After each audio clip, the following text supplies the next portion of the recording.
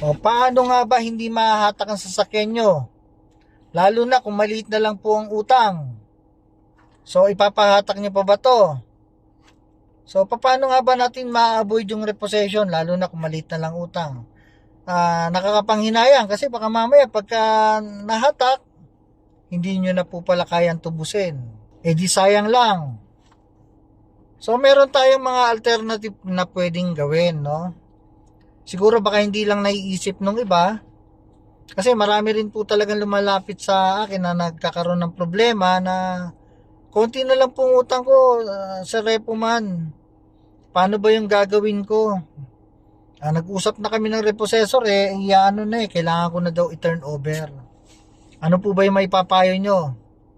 So the usual po na ipinapayo ko dyan, hanggat maaari kung konti na lang utang at baka mamaya hindi na rin niya talaga kayang tubusin, maghanap ka na ng buyer. Mga kakilala mo, kasi yung isang kausap ko, ang utang na lang nasa 140,000 na lang. BIOS, di ba? Eh baka mamaya meron kang kaibigan maibenta mo yan ng 250,000, di may sobra ka pa kahit paano. No? So baka hindi lang naisip ng iba, pwede nyo pong ibenta yan. Ang gagawin nyo lang po, sasamahan nyo yung bibili, ipe-pay off sa bangko.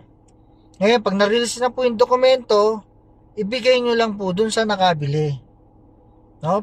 Baka pwedeng ang gagawin nyo na lang para magtiwala yung nakabili, hindi muna full payment ang ibabayad sa inyo bilang nagbenta. Kasi nga, wala pa yung dokumento. Siguro mag-iwan na lang muna ng 20,000 o 10,000. Tapos pag nakuha nyo na yung dokumento, ibibigay nyo na dun sa nakabili. So ang kinagandahan po nito na pagka binenta nyo yung sasakyan ninyo na maliit na lang ang utang kesa ipinahatak, hindi po masisira yung pangalan ninyo. Kasi po na-pay off nyo po siya sa bangko. So ano pa po ba yung isang paraan? Meron pa akong isang paraan, no, na nakikita na para ma-avoid natin yung repossession, para hindi masira yung pangalan ninyo. Yan naman yung tinatawag na take out. So ano ba yung take out? Itong other financing agency, i-apply nyo siya sa ibang financing agency, o kung meron kayong bangko na ibang bangko, i-apply nyo dun sa bangko na yun. Ang gagawin nitong bangko o nitong financing na to, ipe-pay off naman yung bangko kung saan ka may loan. So ang mangyayari, pagka pinay off, mako-close ang account, dito ka naman sa nag-pay off maghuhulog. So ano ba yung parang kinagandahan nito? Ano ba yung logic dito?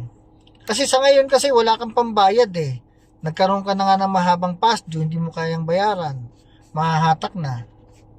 So pagka pinay off nitong kabila, magkakaroon ka ng panahon para makaipon uli ng pera. So dito magkakaroon ka ng pagkakataon na makabuelo, no? Kasi binayaran nitong kabila, magkakaroon ka kasi dito ng panibagong kontrata. At ang mangyayari nito, paglabas nung ORCR, tsaka pa lang nila ipoproseso yung encumbrance naman sa kanila. So habang nakaproseso yung mga yan, inabot ng 1 buwan, 2 buwan, 2 buwan kang mapapahinga sa hindi pagbabayad. So yun yung mga advantage. At hindi masisira ang pangalan mo. No? Kasi hindi ka magkakaroon ng voluntary surrender na history, tapos hindi mo pa natubos. No? Dito, pag na-pay off nila, so magiging maganda yung credit standing mo. So ano naman yung disadvantage? Halimbawa, okay sa'yo yung arrangement. Ano yung disadvantage? Syempre dito mapoprolong yung panibagong paghuhulog mo. Yun yung disadvantage. At merong additional fee dahil syempre namuhunan sila, nagbayad sila. So magkakaroon ka ng panibagong kontrata rito, magkakaroon nito ng additional na charges. Pero ang mahalaga rito, nakabuelo ka, no? Ang pinakamahalaga rin dito, hindi nasira ang pangalan mo. Kasi practical lang na pamamaraan. Diba? Kaysa ganun din naman, hatakin. Wala ka pang magagamit na sasakyan.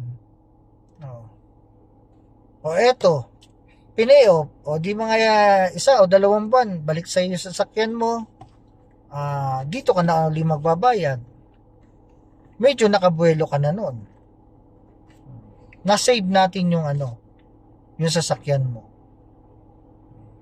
Ngayon, maliban na lang kung magpapasyo ka uli dito, baka wala ka na mapagpasahan. Pero yun mga karepo, no, malaking bagay yun na meron tayong ibang paraan para hindi mahatak. O halimbawa,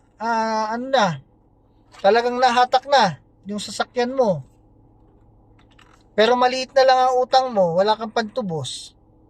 Pwede mo ilapit sa mga financing na to, ipe-pay off nila yan. May mga financing naman na chat nyo lang ako kung para masabi ko sa inyo, kasi ayoko i-promote yung mga financing na yan eh. Diba? Tsaka unang-una, hindi ko naman kilala yung mga financing na yan. Alam ko lang na pwedeng mag-pay off. No? Meron akong kilala na nalalapitan. Ayun, pwede ko kayo sigurong endorse doon. Pero marami po yan. Maraming financing ang pwede kayong pwede nyong lapitan para i-pay off yung sasakyan nyo. Isang paraan po yun para mailigtas natin pangalan nyo. Maraming salamat po sa inyo.